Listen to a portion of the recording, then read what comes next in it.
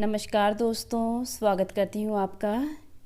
एक राजमार्ग पर बहुत बड़ा हरा भरा वृक्ष था।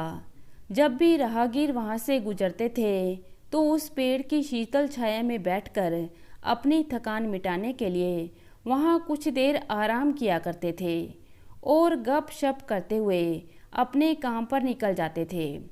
एक दिन बहुत भीषण गर्मी पड़ रही थी। धरती और आकाश दोनों ही बेहाल थे। इंसान गर्मी से परेशान हो रहे थे। उस दिन एक पागल उस पेड़ के नीचे बैठा अपनी थकान दूर कर रहा था और अपनी मानसिक परेशानियों के चलते बीच बीच में जोर से चिल्लाने लगता। ठीक उसी समय अच्छे कपड़े पहने हुए एक सुसज्जित व्यक्ति आया और पागल से कहने लगा, यहाँ से हट, मुझे आराम करना है। फिर पागल ने कहा, मैं क्यों हटूं? उस व्यक्ति ने कहा, तुम नहीं जानते हो मैं कौन हूँ। फिर पागल बोला, कौन है तू? वह व्यक्ति बोला, मैं एक राजकीय व्यक्ति हूँ और मेरा अधिकार है, मैं यहाँ विश्राम करूँगा। फिर पागल जोर जोर से हंसते हुए अपने बाल खुजलाते हुए दूसरी ओर चला गया। वह व्यक्ति वहाँ थोड़ी ही देर आराम कर पाया था कि वहाँ एक सन्यासी आ पहुँचा। वह भी भीषण गर्मी के कारण बहुत ही परेशान थे।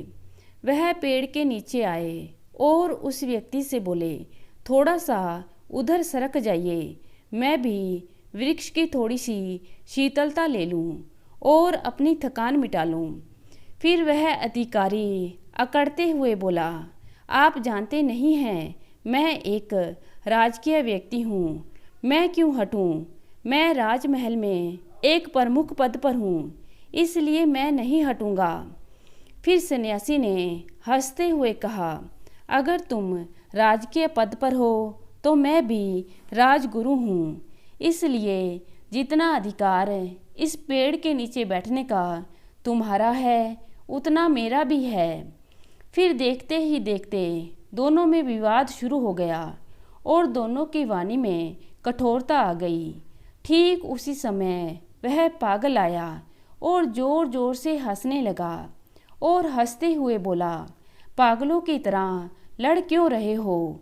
मिल बांट कर शीतलता का उपयोग कर लो। जो काम लड़कर नहीं होगा वह मिलकर सुलझ सकता है, इसलिए प्रेम से काम करो, फिर दोनों की थकान दूर हो जाएगी। और इतना कहकर वह पागल जोर जोर से ठहाका लगाते हुए वहाँ से चला गया। लेकिन उसी समय राजकीय अधिकारी और राजगुरु दोनों सोच में पड़ गए कि पागल वो है या पागल हम दोनों हैं। तो दोस्तों, इस कहानी से हमें यह सीख मिलती है कि हम कई बार अपने से मंद बुद्धि वाले व्यक्ति से छोटी सोच रखते हैं, इसलिए हमें अपना अहंकार त्याग कर हमेशा समझदारी से काम लेना चाहिए। तो दोस्तों, कैसी लगी आज की कहानी? उम्मीद करती हूँ कहानी को पसंद करेंगे। धन्यवाद।